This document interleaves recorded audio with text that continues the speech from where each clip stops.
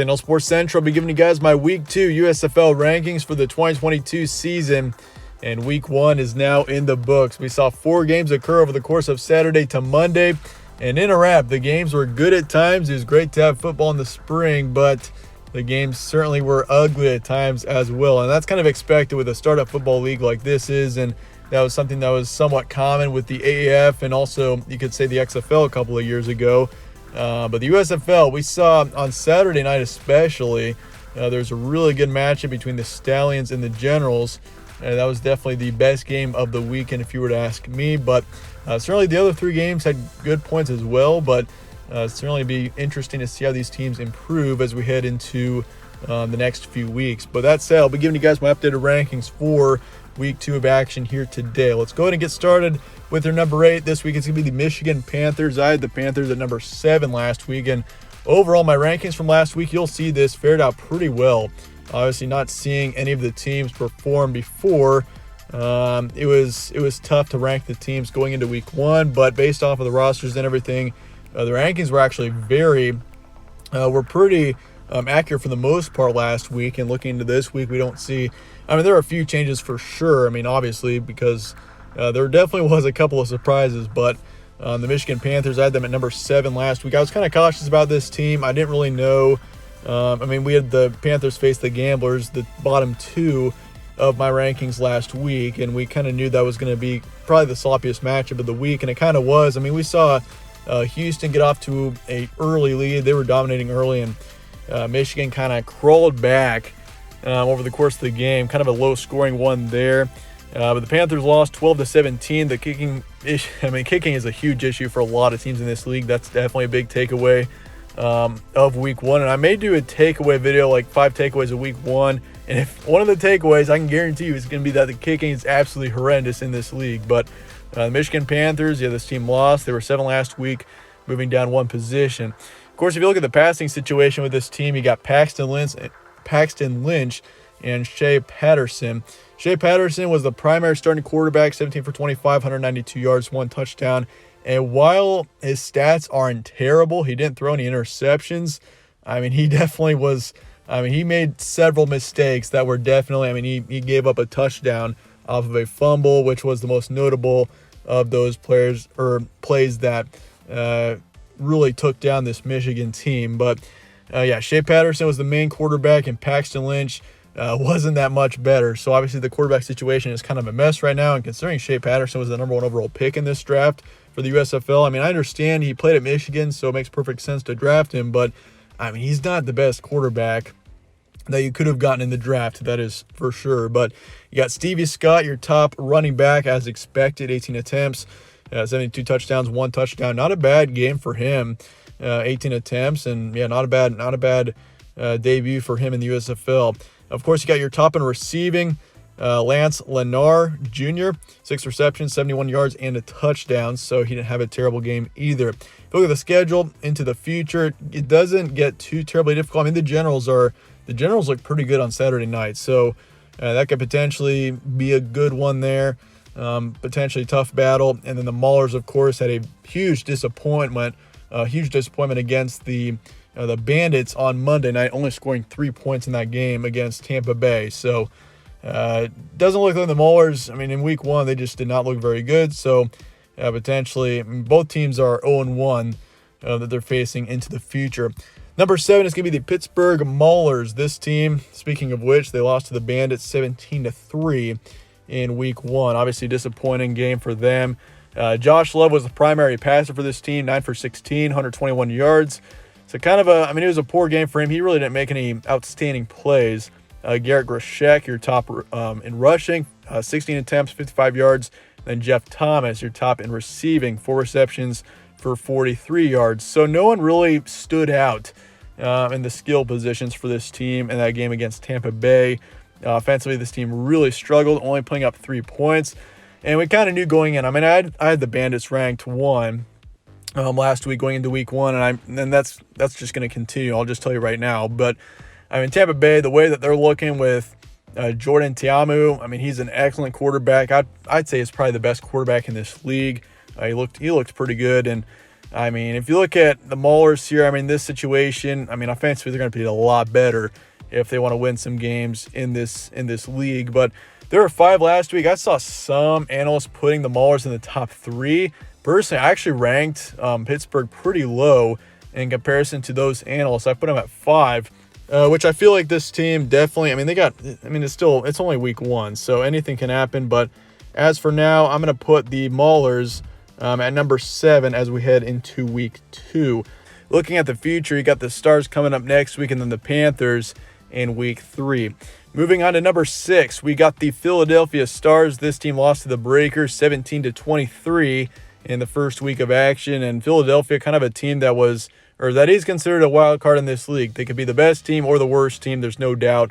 And I mean, overall, it wasn't a terrible game. I mean, Breakers controlled that game. They led pretty much the entire time, but Philadelphia, you got Brian Scott, the top passer. He was pretty active, 25 for 36, 202 yards, 1 touchdown, 1 pick. So he definitely played a lot, and he threw 36 times, which I believe is the most out of any quarterback this week.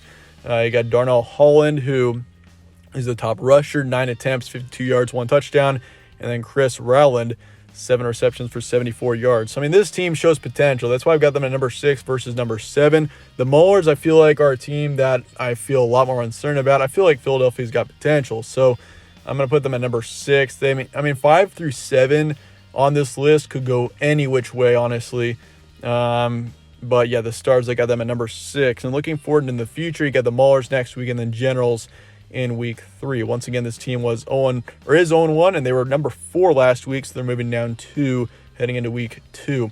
Number 5 is going to be the Houston Gamblers. This team was my number 8 last week. I mean, pretty much every analyst rankings had the Gamblers and the Panthers in the bottom 2. I personally had Houston at number 8, but they got a win against the Panthers. It may not have been the cleanest win that you could have imagined, but it was a win for the Gamblers, and they're moving up 3 going into week 2. So they'll be number 5, beating the Panthers, and obviously wasn't a totally impressive win. They controlled the game at the start, and they didn't even score in the second half, I don't think. But Clayton Thorson, obviously notable name going into this matchup, 9 for 17, or for this team especially, 73 yards, 1 touchdown, 1 pick.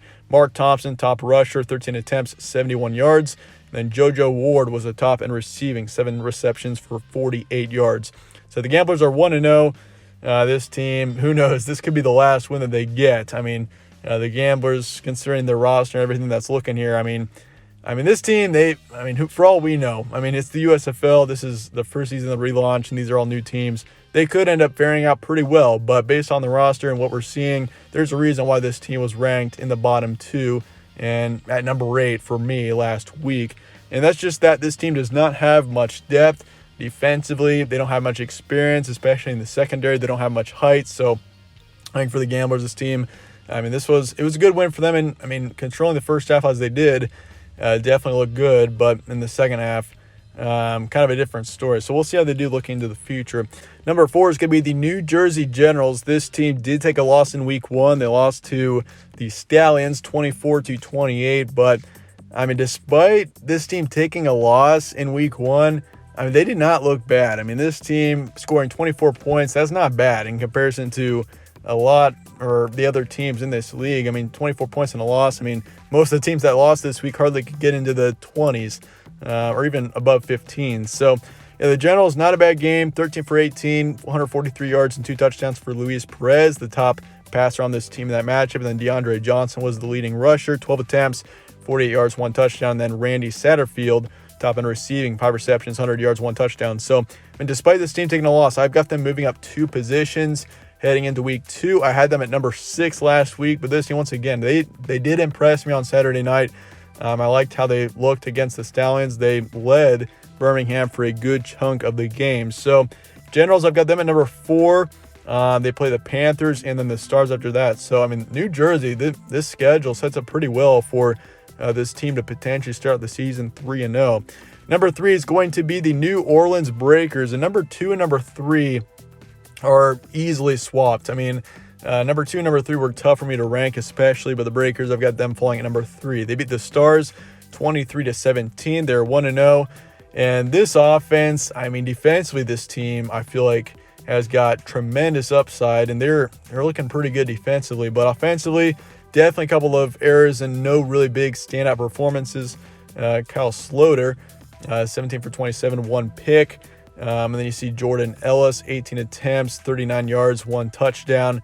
And then you got your top in receiving, Sal Cannella, who put up 6 receptions, 58 yards. So, I mean, this team, I mean, you got Kyle Sloter, who definitely, I mean, he shows potential. I do like him as a quarterback. I think he's not getting enough credit in comparison to obviously the other standout quarterbacks. But I mean, in week 1, he had 150 yards, and once again 17 for 27, 1 pick. Those aren't, I mean, 1 pick obviously versus no touchdowns isn't good, but we'll see how he improves as the weeks go on here. But looking in the future, Breakers play the Bandits and then the Stallions. So this team actually has got a pretty challenging schedule. Looks like Tampa Bay is definitely, I feel like, the favorite, the best team in this league right now, and the Stallions obviously are not bad either. Number 2 is going to be the Birmingham Stallions. Speaking of which, this team beat the Generals 28-24 on Saturday night. They are 1-0. Jamar Smith was a top passer, 11 for 21, 156 yards, and then 1 touchdown. And then you got CJ Marble, who put up 7 attempts, 22 yards, 1 touchdown. And then Osiris Mitchell was a stand-up receiver, 5 receptions, 96 yards, 1 touchdown. Birmingham, this team, I had them ranked at number 2. And actually the top 3 on this list are the same as they were last week. So that kind of shows that these rankings were actually fairly accurate last week, because we had the Bandits at 1, Stallions 2, Breakers 3.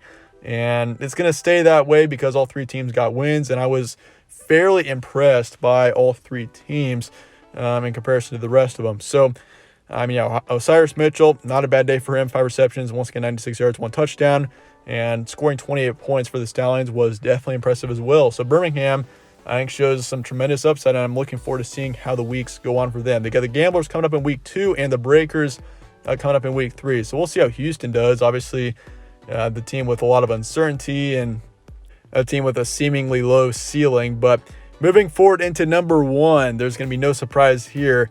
It's going to be the Tampa Bay Bandits. This team beat the Maulers 17-3 in week 1, scored 17 in that matchup, obviously a low-scoring one. But their defense, I mean, Tampa Bay's defense did look very good in that matchup. The Maulers really couldn't get anything going offensively, and they got the dominant win. 1-0 is their record. And this team was, I mean, the clear favorite going into week 1 to go on to win the whole league. And we'll see how well that statement ages. But the Bandits, this team, I mean, there's reason to see why. I mean, Jordan Teamu, the quarterback who was a standout in the XFL, I'd probably say the best quarterback in this league. And he definitely shows NFL potential. He put up he was 20 for 32, 185 yards, 1 touchdown, 2 picks. So he did throw 2 interceptions. He did turn over the ball a couple of times, which is certainly not what you want to do if you want to win football games over the course of the season. And that just kind of shows. I mean, this game was kind of a sloppy one between the Bandits and the Maulers. Both teams offensively just kind of a mess. And that's obviously kind of the effects of a USFL, or this USFL league that is just getting started here. And we'll see how these teams improve moving forward. But the Bandits, I mean, this team definitely, I think, has the highest ceiling out of any of the teams. They're going to remain at number 1 this week. BJ Emmons, 19 attempts, 40 touchdowns, 40 yards for 1 touchdown.